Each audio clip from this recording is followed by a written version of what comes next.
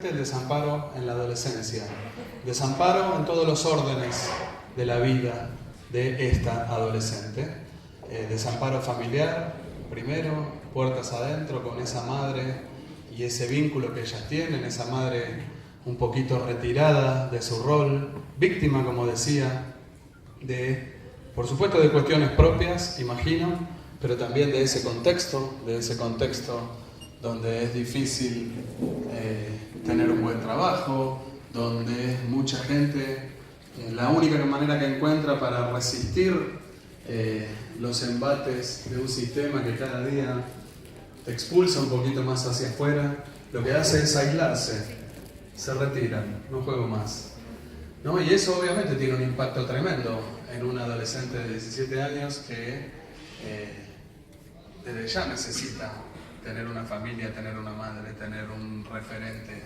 adulto. Y en el caso de Ellie eso está más desdibujado, de hecho hay como una suerte de roles invertidos. Ella parece la madre de su madre, más, ¿no? Y ese es como uno de los primeros desamparos. Y luego desamparo en casi todos los órdenes, como decía, un desamparo, cierto desamparo institucional, con un colegio que la contiene poco, casi no la registra. No la estimula, un colegio que le enseñan italiano, le hacen cantar el himno o jugar al handball abajo de una autopista sino además de enseñar educación sexual, por ejemplo. Ahí hay otro desamparo fuerte, un desamparo institucional. Luego la ausencia del Estado, ¿no? Ella va a un hospital público que prácticamente la expulsa. Le dice, acá no te podemos ayudar, anda al psicólogo. Y eso también, bueno, va determinando un mundo adulto casi invisible, como el título de la película. Fíjense que los adultos casi no los vemos, son voces. El mundo adulto es un mundo sin rostro para Ellie, ¿no? Hay algo ahí donde ella no puede conectar, y viceversa. Creo que también el mundo adulto tampoco la registra, ¿no? Y ese es un poco, para mí, la esencia, el alma y el corazón de la película, la cuestión del desamparo. Por supuesto, como decía antes, la cuestión del embarazo adolescente está ahí, presente. Y ese contexto que hablaba antes, ese contexto político, social, económico, que de algún modo condiciona la vida de esa adolescente,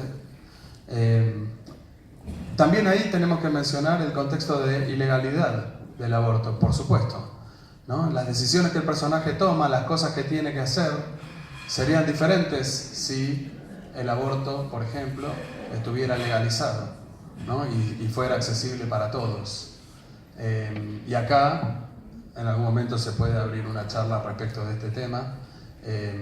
Y de mi parte, solo agregar que, bueno, la película, como les decía, es una película que empecé a escribir en el 2012. Nunca me imaginé que se iba a estrenar en un contexto como el actual. Si alguien me hubiera dicho que la película se iba a estrenar en un momento como este, me hubiera dicho que no era posible. Y fue posible y es posible, y espero que la película se pueda convertir en un vehículo para reflexionar, cada uno desde su lugar, cada uno con sus ideas, sobre esta cuestión, pero poniendo el foco en la persona, que es un poco lo que la película propone. Una de las cosas que quise evitar con la película es hacer un alegato, un discurso, una película que diga cómo tienen que ser las cosas, sino que la película intenta enfocarse en el drama íntimo, en la persona, en esa mujer que, como tantas otras, muchas veces tiene que atravesar en soledad una situación como esa. Y eso es un poco lo que la película intenta. No quería hacer una película discursiva, militante tampoco, más allá de mi postura personal, que mi postura personal es otra, ¿no? Yo claramente pienso que el aborto debe ser legalizado y provisto a través de los servicios de salud pública, pero en la película me interesaba tratar de imaginar qué podría llegar a pensar esa adolescente desamparada que debe enfrentar ese contexto político, social y económico, y ese contexto de ilegalidad. Entonces, cuando escribía la película empecé a entender que, bueno, las decisiones que el personaje debía tomar tenían que tener que ver con ella.